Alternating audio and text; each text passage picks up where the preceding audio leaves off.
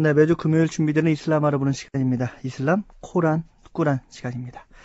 자, 선교사로 계시는 이정순 씨 모셨네요. 안녕하세요. 네, 안녕하십니까. 네, 살람 알레이쿰. 와알레이쿰 as살람. 네, 하나님의 평화가 깃드시길 바랍니다. 네, 감사합니다.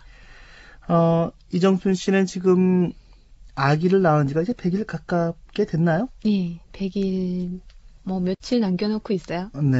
예.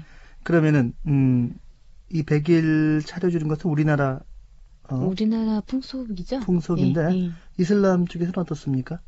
이슬람에서는 따로 이제 인간에 대한 탄생일을 기념하는 건 없거든요. 그러니까 생일을 세는 건 있지만, 그렇게 큰 의미를 두고 어떤 탄생에 대한 그 날을 기린다는 의미는 특별히 없어요. 네, 그러면은 일반 그 신도들의 네. 생일 차리는 것도 예. 그렇게 떠들썩하지 않겠군요. 네. 그래서 우리 같은 경우는 생일 잃어버리면 예를 들어서 부부간에 싸움이 나고 그러잖아요. 삐치죠. 예. 네. 근데 이슬람에서는 그런 거에 대한 큰 의미를 두지 않고 있기 때문에 설령 잊어버렸다고 하더라도 그거에 가지고 문제를 삼고 그러진 않아요. 사랑이 식었네 이런 얘기 하고요. 네.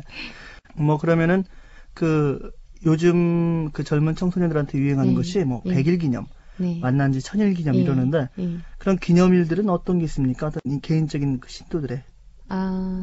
그런 거를 제가 이슬람에서는 본 적이 없어요. 그러니까 이제 그게 요즘 젊은 세대들, 그러니까 그런 새로 일어난 관습이라 그런 거죠. 우리 한국에서 특히. 네. 특히나 이제 젊은 사람들이 뭔가 기리는 걸 좋아하고 하다 보니까 자꾸 새로운 걸 만들어서 이렇게 기리게 되죠. 근데 이슬람에서는 어떤 우리 인간들을 위한 어떤 특별한 의미를 두고 이런 건 없어요. 네. 그 이슬람의 마지막 그 사도, 네. 무함mad의 생일도 그러면은 별로 그렇게 기념일로 하지 않아요. 하기야 저희 원불교도 대종사님, 우리 창시자인 대종사님의 생일은 그리 그렇게 중요시 여기지 않습니다.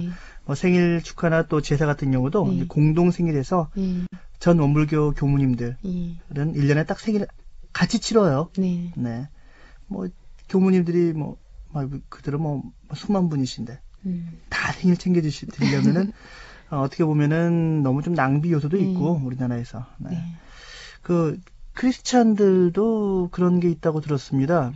예수님 생일이 12월 25일. 네. 크리스마스 날이라고 하는데. 네. 또 12월 25일에 대해서도 논란이 많죠. 네. 그 날짜에 정확한 것이나 또 실제로는 그 기독교 교파 중에서 다른 날을 또 예수님 생일로 축하하고 있다는 데도 들었는데 성인들이 당신들의 생일 챙겨주는 거 원하지 않으실 거예요. 네. 아마 이제 아마 인간들이 잘못 오류로 범한 거 아닐까 저는 그런 생각이 들거든요. 네. 어떤 믿음, 종교적인 신앙 차원이 아니고 그렇게 생각해요.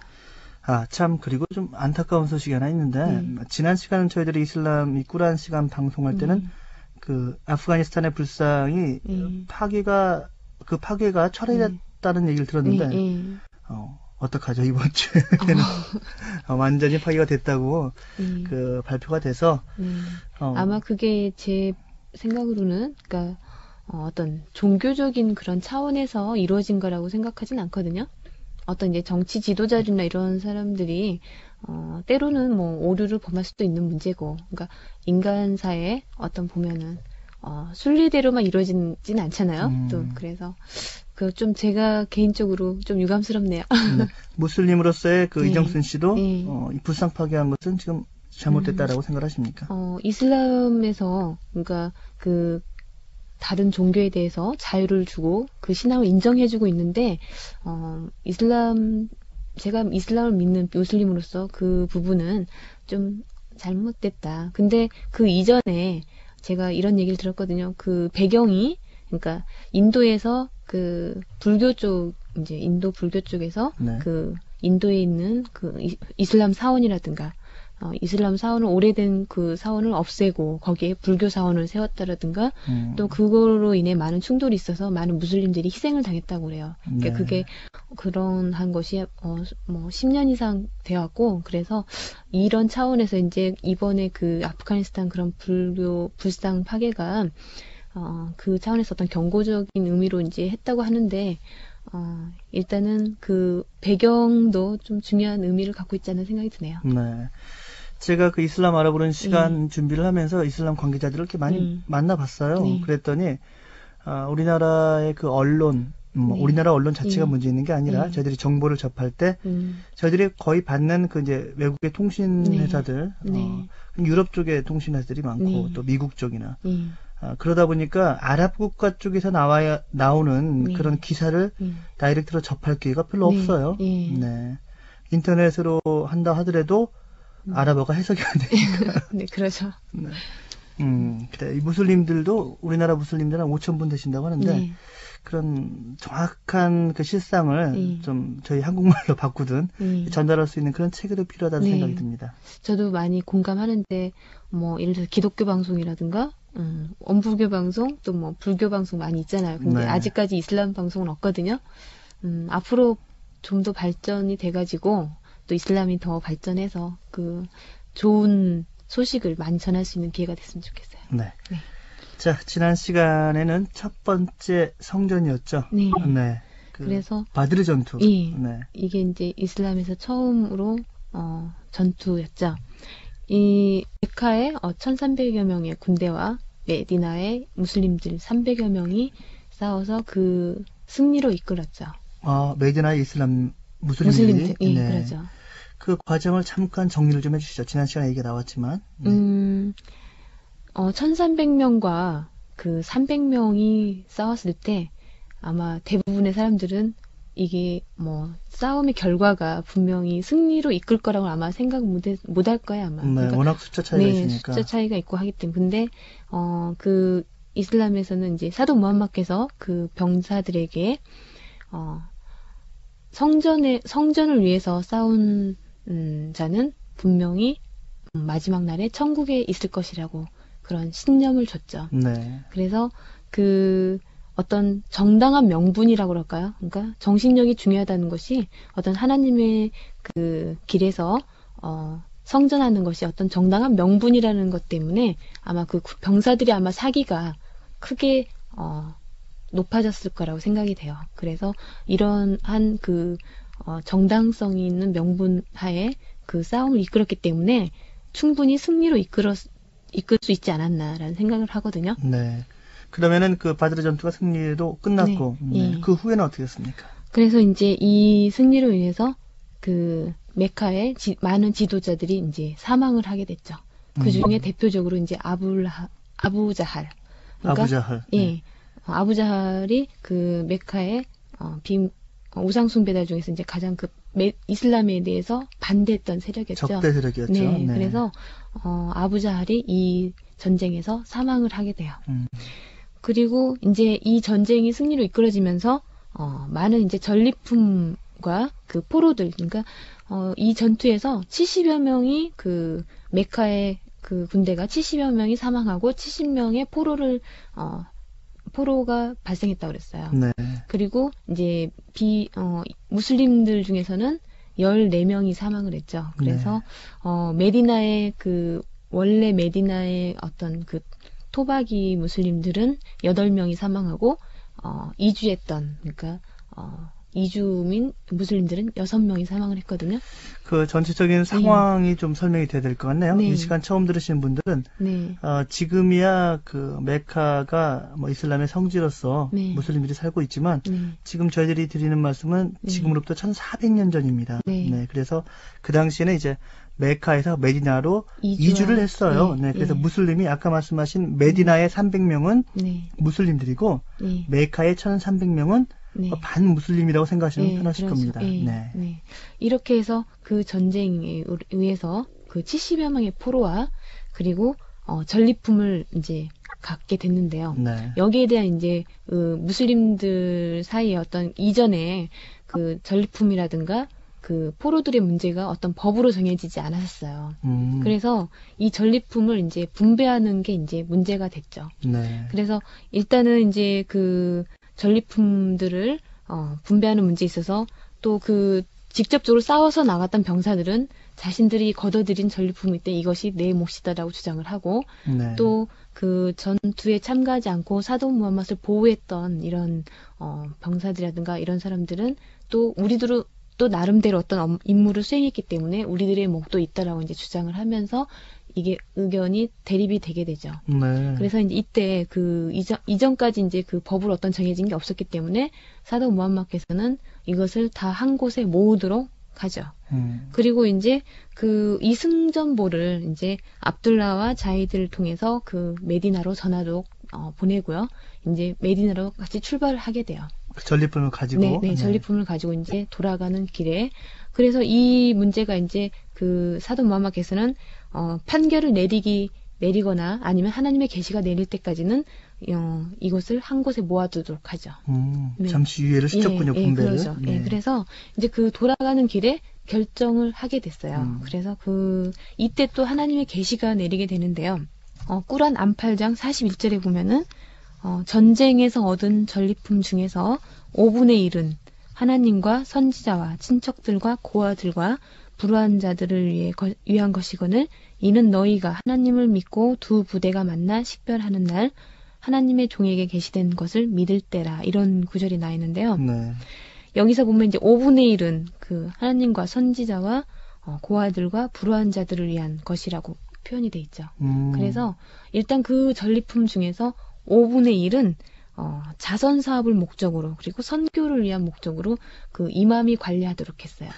네. 자, 쉽게 한번 그려볼까요? 네. 지금 이슬람의 사원이 있죠. 네. 네, 사원이 있는데 사원도 운영이 돼야 될 거 아닙니까? 네. 네. 현대식으로 시각을 좀 바꿔본다면은 우선 100만 원에서 20만 원을 상원에다 맡기는군요. 네. 그래서 상원에서 그 돈을 가지고 고아들을 걷어들기도 하고 자선사업에 쓰기도 하고 성원의 운영비로 쓰기도 그러니까 하고. 뭐 어떤 성원 자체의 어떤 운영비가 아니고요. 어떤 불우한 사람들을 도와주기 위한 그리고 선교를 위한 목적에서 쓰도록 하는 거죠. 네네. 네, 그래서 이 5분의 1은 그 자선 사업을 목적으로 이제 이맘이 관리하도록 하였고 나머지 5분의 4는 그 공동사회, 그러니까 이슬람에서 중요하게 생각하는 것이 어떤 공동사회를 형성하는 거거든요. 네. 그래서 그 공동사회가 있으면 거기에 어떤 그 공동체를 형성하면서 서로 협력하고 도와주는 그런 사회를 이루는 것을 이제 중요하게 생각하기 때문에 그 공동사회를 위한 그 공익사업, 그러니까 분배를 하도록 결정을 했죠. 그렇다면은 지금 말로 SOC 사업인가요? 그 어떤 도로나 항만을 건설하고 하는 그 모든 그 국민들이 이용할 수 있는 그런 시설에 투자하는 건가요? 이제 그런 차원보다는 이것은 이제 개개인에게 그 사람들이 어떤 여기에서 이 전쟁에서 어떤 이 명분을 위해 일을 했다라든가 아니면 그것도 후방에서, 그러니까 전방과 후방에서 나름대로 각자의 그 임무를 했다면 그 수행한 임무에 맞게 배분하도록 했죠. 사람들에게 그냥 몫을 나눠준 거군요. 개개인에게 이제 분배해서 그것들이 좋은 데 쓰이도록 한 거죠. 5분의 4가? 네. 네네. 그래서 이제 이렇게 해서 그 전리품이 어떤 공정하게 나누어지도록 이렇게 해서 결정을 하게 됐어요. 네. 이게 이제 이슬람 법화가 된 거죠. 그러면은 그 기준이 지금까지도 내려오고 있습니까? 그러니까 이슬람 법에는 5분의 1은 자선 사업을 위해서 쓰도록 이맘이 관리하도록 하고 있고요. 나머지 5분의 4는 그 공익 사업, 그러니까 그 공동 사회를 위해서 분배하도록, 그러니까 그 공동체에 골고루 분배가 되도록 하고 있죠. 현재 이슬람 국가에서는 그렇다면은 그 두 번째 공동체 분배한다라는 표현이 바로 그렇게 이해가 되지 않는데 복지 측면이 잘 돼 있는 편입니까? 이슬람 국가들이? 이슬람 국가 같은 경우는 국가에서 그 사회복지를 이제 하고 있죠. 근데 제가 알기로는 굉장히 잘 돼 있다라고 그래요. 그래서 의료라든가 교육 이런 것들이 시민들이 그 부담을 느끼지 않고, 그러니까 무료로 그 의료 혜택을 받을 수 있는 것도 굉장히 많이 돼 있고요. 네, 그래서 학비나 이런 거 교육 쪽이나 그리고 또 예를 들어서 어떤 주택이라든가 이런 문제들도 이 국가에서 하는, 그러니까 이슬람에서는 이자가 없잖아요. 그래서 그렇죠. 어떤 돈을 만약에 빌려줬다면 거기에 이자가 발생하지 않거든요. 그래서 네. 국가에서 그 사람이 능력이 돼서 갚을 수 있을 때까지 무이자로 빌려주는 거예요. 네, 그래서 설령 그 사람이 능력이 못 돼서 그 돈을 갚지 못한다 하더라도 그게 문제되진 않아요. 뭐 강제적으로 뭐 네. 징수하거나 이런 건 없어요. 그러면은 굳이 이제 현대식으로 생각한다면은 5분의 4가 그렇게 개개인의 다 어떤 뭐 그 삶을 위한 어떤 그런 도움되는 돈으로 쓰였다는 얘기군요. 네. 그러면은 그 11조라는 게 있지 않습니까? 기독교의 어떤 그런 교파 중에서 10분의 1을 이제 하나님의 같은 이미지 같아요. 아까 5분의 1과. 근데 이슬람에서는 이제 자카트라고 해서 0.25%를 이제 그 의무로 하고 있는데요. 네. 이것은 그 성원에 내는 게 아니에요. 그러니까 예를 들어서 우리가 쉽게 말하면 교회에다 이렇게 성금을 내잖아요. 근데 그런 그 성원에 쓰여지도록 한 게 아니고 자기 스스로 남을 위해서 자선을 베풀도록 하기 위한 것이었어요. 네. 옆에 있는 가난한 사람에게 줘도 되는군요. 네, 그러죠. 그래서 자기가 아는 가난한 사람이 있다면 그 사람에게 도와주면 되는 거예요. 그러니까 자기 의무만 행하면 되는 거거든요. 누가 지키고 있지는 않을 거 아닙니까? 보고하거나 그러지도 않고. 성원에도 그 모금함을 만들어서 우리가 뭐 그 축제 때라든가 이런 때에는 모금함을 만들거든요. 그래서 이제 자기 임의대로 돈이 있는 사람이면 또 사다카라고 그러거든요. 그러니까 자기 임의대로 이제 할 수 있는 거거든요. 그래서 사다카를 내서 그 어려운 사람들 도와주도록 할 수 있는데 그거는 이제 자기 임의대로 하는 거기 때문에 돈이 없는 사람이면 가난한 사람에게 굳이 그것을 의무로 하지 않고요. 그래서 의무로 하는 것은 0.25%. 25%면 40분의 1이네요. 네, 40분의 1이면은 뭐 큰 부담이 없이. 네, 그래서 그것은 자기가 누구든지 그 의무를 수행하면 되는 거기 때문에 뭐 성원에다 의무적으로 정기적으로 이렇게 납부하진 않아요. 네. 자, 그렇게 그 분배 문제가 해결이 됐군요. 네. 이제 그렇게 해서 그 전리품의 분배 문제가 해결을 하고 이제 돌아가는 길에 이제 이 70여 명의 포로를 이끌고 이제 메디나로 돌아가는 길이었어요. 근데 이때 그 처형을 하게 되는데 나드르와 우쿠바라는 두 사람을 처형을 하게 돼요. 근데 여기서 이제 우리가 그 뭐 이슬람은 뭐 전쟁의 역사다고 많이 오해를 하고 있잖아요.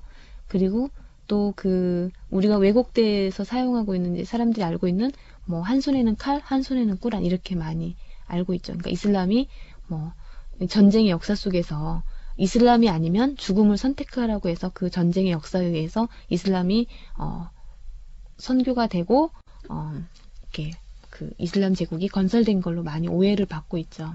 근데 이때 그 포로는 단지 2명만 포로가 이제 그 죽게 됐는데 처형이 됐다는 처형이 70명 중에서. 네. 근데 이 사람들은 메카에서 그 13년 동안 그 박해 기간 동안에 많은 그 박해와 학대를 했던 사람, 무슬림들을 이제 학대했던 사람들이었어요. 이 두 사람은. 그래서 뭐 그 이슬람에 대해서 반대하고 또 그 비방하는 말들을 계속적으로 해왔고 또 많은 무슬림들을 죽이고 뭐 이렇게 힘들게 했던 사람들이었죠. 그래서 우리나라 이근한 경감 같은 사람일까요? 그래서 이 사람 두 사람만이 여기서 이제 처형이 됐어요. 그렇습니까? 그리고 이제 이 돌아오는 길이었고 이제 두 사람 압둘라하고 자이드를 그 승전보를 알리도록 먼저 보냈죠. 메디나로 보냈죠. 그래서 그 압둘라는 이제 그 말을 타고 자이드는 그 사도 무함마드 살랄라후 알레이히 와살람 사도 무함마드의 그 낙타를 타고 이제 그 압둘라의 뒤를 따라서 다니면서 사람들에게 이 승전보를 알렸다고 그래요. 근데 이때 이제 그 메디나에 있는 그 유대인들이라든가 불신자들은 이 승전보를 소식을 듣고도 인정을 하지 않으려 했다고 그래요. 뭐 인정하지 않으려고 한 게 아니라 못 믿었겠죠. 네, 못 믿었겠죠. 불가능한 일이다. 뭐 1,300명과 300명의 군대가 싸워서 승전보를 전했을 때 도저히 그러니까 있을 수 없는 일이다. 그리고 이때 그 자이드가 타고 온 그 암낙타를 보고 사도 무함마드는 살해됐다. 그러니까 이 전쟁이 패배로 이끌어졌다고 생각한 거죠. 그리고 만약에 사도 무함마드께서 승리를 이끌었다면 왜 이 암낙타만 여기 와 있느냐라고 이렇게 생각을 한 거죠. 그래서 분명히 승리했다면 같이 사도 무함마드과 같이 왔을 것이다라고 이제 하면서 안 믿으려 한 거죠. 믿음이 조금 부족하네요. 네. 어쨌든 그 유대인들은 네. 순수한 목적에서 그때 그 메디나 협약이라든가 협약을 한 건 아니었거든요. 아, 지금 네. 유대인들이죠? 남아있는 예, 무슬림들이 예, 아니라. 예, 네. 그래서 유대인들이라든가 안 믿는 사람들, 불신자들은 이 승전보를 믿지 않았죠. 그리고 나중에 이제 이 확인이 됐을 때 유대인 중에 어떤 지도자는 이렇게 말했다고 그래요. 오늘 우리가 살아있는 것보다 차라리 죽는 편이 낫겠다. 메카의 평화와 안전을 지키는 보호자들이 이제 죽고 없어졌으므로 우리가 살아서 무엇하겠느냐라는 그런 말을 했다고 그래요. 네. 그러니까 메카를 지지하면서 메디나에서 그 승전보를 듣고도 우리가 이제 삶의 뭐 어떤 목적을 상실했다라고 생각한 거겠죠. 네. 네. 그래서 이제 이때 이제 메디나로 사도 무함마드께서는 그 포로들을 이끌고 이제 메디나로 입성을 하게 되죠. 네. 근데 이때 이제 이 많은 포로들, 70명의 포로들을 데리고 메디나로 왔는데 이 포로들을 어떻게 할 것인지에 대한 이제 그 문제가 됐어요. 그러니까 무슬림들은 이 포로들을 70명을 포로들을 통해서 만약에 메카에 몸값을 받고 이제 만약에 되돌려 보냈을 때 어떤 이슬람에 많은 도움이 될 거라고 많이 생각을 했었죠. 그래서 이 포로들의 문제를 이제 정말 몸값을 받고 포로를 풀어줄 것이냐 아니냐 이런 문제가 이제 된 거죠. 네. 이제 사도 무함마드께서 그 70명의 포로들을 이끌고 이제 메디나로 입성했을 때 네. 이때 이제 그 포로들의 문제가 됐죠. 그렇겠죠. 예, 네. 그래서 이 포로들을 무슬림들이 생각할 때는 이 포로들을 만약에 몸값을 지불하고 그 메카로? 자유를 줬을 때 되돌려 보냈을 때 네. 많은 그 경제적으로 이제 이슬람 쪽에 도움이 될 거라고 생각을 했었죠. 네. 그래서 몸값을 지불하고 자유를 풀어주느냐 아니면 이 사람들을 처형할 것인가라는 문제로 이제 고민을 하게 됐죠. 이때 이제 포로들이 그 사도 무함마드가 가장 그 절친했던 아부바크르. 그러니까 아부바크르는 가장 그 자비로운 사람으로 또 유명했어요. 그래서 네. 아부바크르에게 사도 무함마드께 가서 그 자신들의 어떤 문제를 만약에 몸값을 지불하고서라도 우리를 풀어줄 수 있도록 도와달라고 요청을 하죠. 네. 이때 이제 아부바크르는 이들에게 최선을 다해보겠다고 약속을 했는데 네. 오마르의 그 반대할 것이라는 예상을 했어요. 오마르? 예. 네. 그래서 오마르에게 가서 이 이야기를 얘기를 했더니 이제 오마르는 화를 냈죠. 그리고 이제 두 사람이 그 사도 무함마드께 가서 각기 다른 의견을 얘기를 했어요. 그러니까 네. 아부바크르는 하나님의 사도에게 저는 당신을 저 부모보다 더 소중하게 생각합니다. 그러니까 당신이 그 생포한 포로들은 대부분이 당신의 그 형제들이고 친척들이기 때문에 당신과 한 가문이며 혈연 관계에 있다. 그러므로 자비를 베풀어서 이들을 몸값을 받고 풀어주자라고 이제 의견을 얘기하죠. 네. 이때 이제 이 말을 듣고 있던 오마르는 이들은 하나님의 적이다. 그들은 당신을 거짓이라고 했고 당신과 싸우고 당신을 메카에서 추방을 시켰다. 네. 그러므로 이들은 만약에 자유를 준다 하더라도 사람들을 잘못된 길로 인도할 것이다. 그러므로 이들을 이제 처형을 해야 된다라고 주장을 하죠. 네. 그래서 이 두 사람의 그 의견이 각각 양분화돼서 이제 대립이 되면서 무슬림들의 생각이 이제 양분화가 된 거죠. 지금 그 아부바크르는 네. 자비를 베풀자. 네. 그리고 네. 오마르도 충분히 일리가 있네요. 네, 그러니까 네. 뭐 두 사람의 의견이 일리는 있는데 네. 이제 아부바크르는 이들에게 자비를 베풀어서 풀어주면 이들은 분명히 이슬람으로 인도될 것이다라고 주장을 했고, 네네.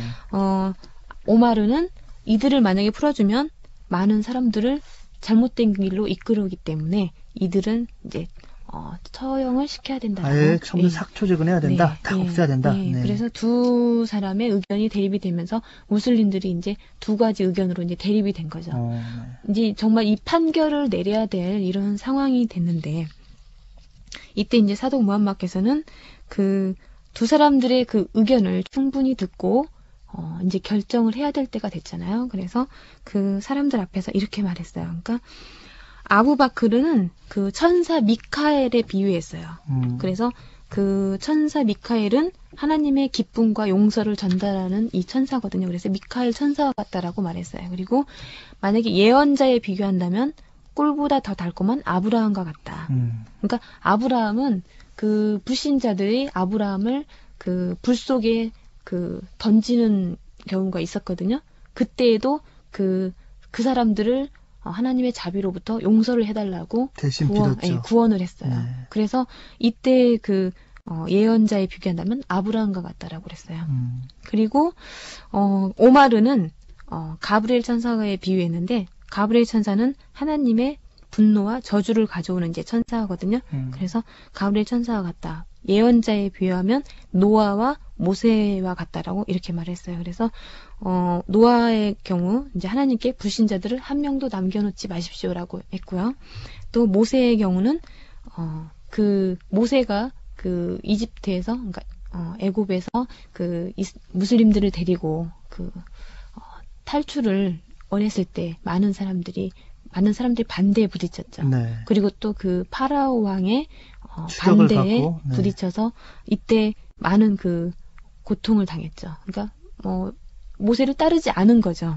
그래서 이때 그 하나님께 그들의 재산을 모조리 파괴하고 그들의 가슴을 꽉 막히게 하십시오. 그들은 고통스러운 벌을 받을 때까지 결코 믿지 않을 것입니다라고 이렇게 말했죠. 그러니까 이제 그 비유를 했는데 이렇게 해서 이제 사도 무함마께서는 최종의 결정을 내렸어요. 그러니까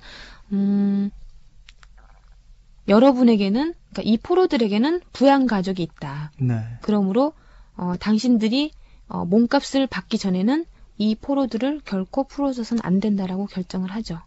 그래서 이렇게 해서 이제 포로들에 대해서 몸값을 받고 풀어주는 걸 결정을 하는데 포로 중에 이제 아부 이자트 아무르라는 그 포로가 사도 무함마께 나와서 얘기를 했어요. 그러니까 저에게는 부양해야 할 딸이 5이나 있습니다.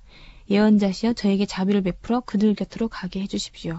저를 풀어주신다면 당신과 절대로 싸우지 않을 것이며 당신을 비방하지 않을 것을 맹세합니다라고 했어요. 네. 이렇게 해서 사도 무함마께서는 이 사람을 그 예언자 사도 무함마께서는 그 몸값을 받지 않고 그 바로 풀어줬거든요. 유일한 이제 그 처음으로 풀어준 사람이었어요. 네네. 근데 이 사람이 나중에 이 자유의 몸이 됐을 때 그 1년 후에 다시 그 메카에서 이제 그 메디나를 공격해오는 경우 그 1년 후에 우후드 전투라고 있거든요. 네. 이때 다시 우후드 전투 때 다시 와서 그 무슬림과 대항해서 싸우게 되죠.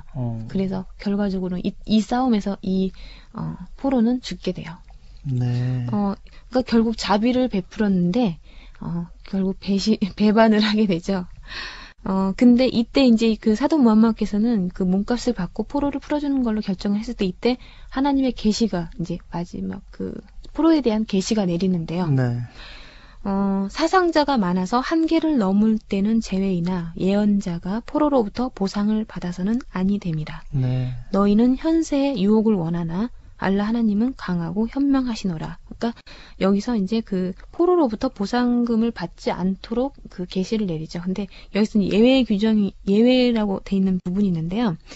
그러니까 지하들은 그 어떤 성전의 의미가 하나님의 율법에 따라서 신앙을 지키는 어떤 순수한 그 방어전 있잖아요. 근데 여기에서 이런 그 신앙의 길에서 싸움에서 어떤 그 전리품이라든가 이런 것으로 인한 어떤 그 속세의 어떤 그런 목적이라고 할까요? 이런 것들은 제외돼야 된다라고 계시를 하신 거죠. 네. 그래서 그 전리품이나 보상금을 받기 위해서 그 적을 포로로 그 잡는 것은 금하도록 계시를 내리셨어요. 그러나 여기서 이제 예외라고 한 것은 뭐냐면 성전에서 승리로 이끌었으나 너무 많은 희생자와 그 재산의 피해를 입었을 경우에는 적을 포로로 취하는 것이 허락된다라고 했죠. 전쟁을 끝내고 나면은 원래 그 네. 이긴 쪽이나 지는 쪽이나 네, 다 같이 많은 다치니까 피해를, 많은 생명과 이제 그 재산 피해가 생기게 되죠. 그러면은 아까 말한 그 5분의 4 보상 차원에서 네. 는 최소한 다시 이제 그 생계를 꾸려나갈 만큼의 그런 네. 보상은 가능하다. 그 보상을 하기 위해서 네. 포로를 네. 잡을 수 있다라는 예외 조항이 있군요. 그러니까 그러죠. 많은 피해를 입었을 경우에는 전리품이라든가 이 포로들을 어떤 몸값을 받고 자유를 주는 거에 대해서는 인정을 한 거죠. 네. 그러니까 포로들을 처형하지 않고 몸값을 받고 어떻게 보면 자유를 주는 것은 일종의 어떤 정당성 있는 거 아닐까라는 생각이 들거든요. 네. 정당한 대가를 지불하는 거죠. 근데 이렇게 해서 이때 당시 이제 이 계시가 내림으로써 다시 판결을 하게 되는데 대부분의 사람들에게는 자유를 줬어요. 그러니까 정말 그 몸값을 지불할 수 없는 자기 능력이 없는 사람은 다 자유를 줬고요. 이 중에서 이제 대가를 치르고 몸값을 받고서라도 자유를 얻겠다라고 한 사람 일부만이 몸값을 치렀다고 그래요. 근데 이 중에서 또 예를 들어서 한 사람의 포로가 10명의 학생을 가르쳐서 이 10명의 학생이 제대로 읽고 쓰게 할 수 있다라면 이 사람들은 자유를 줬다고 그래요. 그러니까 그만큼 포로에 대해서 자비를 베푼 거죠. 네.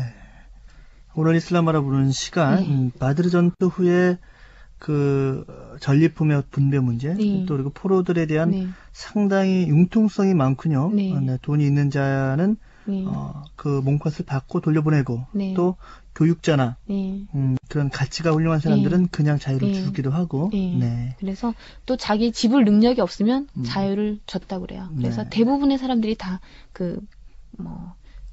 몸값을 지불하지 않고 자유를 줬다고 그래요. 아까 이정순 씨도 그런 말씀하셨는데, 네. 우리가 아랍 국가나 또 특히 이슬람 네. 무슬림들의 역사를 전쟁의 역사다라고 그렇게 곡해를 하고 있다라고 네. 말씀하셨죠. 네. 네, 이렇게 말씀 들어보니까 네.